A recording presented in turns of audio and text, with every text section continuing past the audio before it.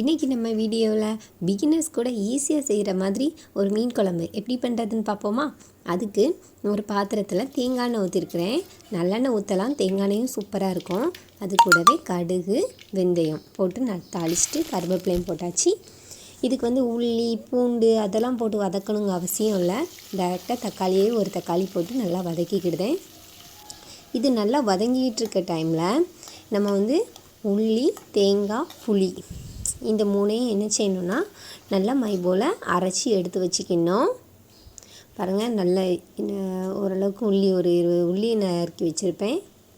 ஒரு lemon size புளி, கொஞ்சமாக தேங்காய் மூணையும் அரைச்சி தண்ணி ஊற்றி நல்லா மை போல் அரைச்சி எடுத்து வச்சுக்கோங்க. இதுதாங்க வேலை, டக்குன்னு செஞ்சு முடிச்சிடலாம் இந்த மீன் குழம்ப.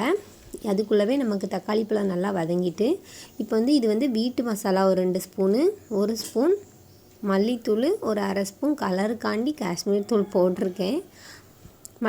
மல்லித்தூளும் இது கூடவே போட்டால் தான் நல்லா தெரிந்த மாதிரி இருக்கும் குழம்பு. அந்த புளிக்குழம்பு டேஸ்ட் நமக்கு வரும். குழம்பும் நல்லா திக்காக கிடைக்கும். மசாலா நல்லா வதங்கினதும் நம்ம அரைச்சி வச்சுருக்கிற அந்த தேங்காய் பேஸ்ட் இருக்குல்ல, அதையும் ஊற்றி லைட்டாக மிக்ஸ் பண்ணிவிட்டு இதுக்கு தேவையான அளவு தண்ணி ஊற்றி நம்ம கொதிக்க விட வேண்டியதான். இந்த குழம்புக்கு நம்ம மசாலா கரைச்சி வைக்கணும், அப்புறம் புளியை ஊற வைக்கணும் ஒரு பாத்திரத்தில். இந்த மாதிரி வேலையே வேண்டாங்க, ஈஸியாக செஞ்சிடலாம். பிகினர்ஸ் கூட டக்குன்னு பண்ணிடலாம். இப்போ நம்ம குழம்பு நல்லா கொதித்து வற்றி வந்துட்டா இப்போ நம்ம மீனை போட்டுக்கலாம். இது ஒரு 1/2 கிலோ கட்லா கண்ட மீன் வாங்கி வச்சுருக்கேன். எந்த மீனாலும் போட்டுக்கலாம், நான் இன்றைக்கி இது போட்டிருக்கேன். இதை நம்ம குழம்புல ஒவ்வொரு பீஸாக எடுத்து போட்டுக்கலாம். இது மறுநாள் பழைய சோறுக்கெலாம் வச்சு சாப்பிட்டோன்னு வச்சுக்கோங்களேன், ரொம்பவே டேஸ்ட்டாக இருக்கும் அந்த குழம்பு. இப்போ இந்த ஸ்டேஜில் நம்ம குழம்புக்கு தேவையான அளவு உப்பு போட்டுக்கிடுதோம்.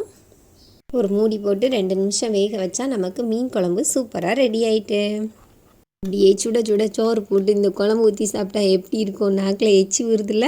நீங்களும் உங்கள் வீட்டில் இந்த மாதிரி ஒரு தடவை செஞ்சு பாருங்கள், ஓகேவா? செஞ்சு பார்த்துட்டு எப்படி வந்துன்னு கமெண்ட் பண்ணுங்கள். நம்ம வீடியோ உங்களுக்கு பிடிச்சிருந்ததுன்னா ஒரு லைக் பண்ணிவிட்டு சப்ஸ்கிரைப் பண்ணிக்கோங்க, சரியா?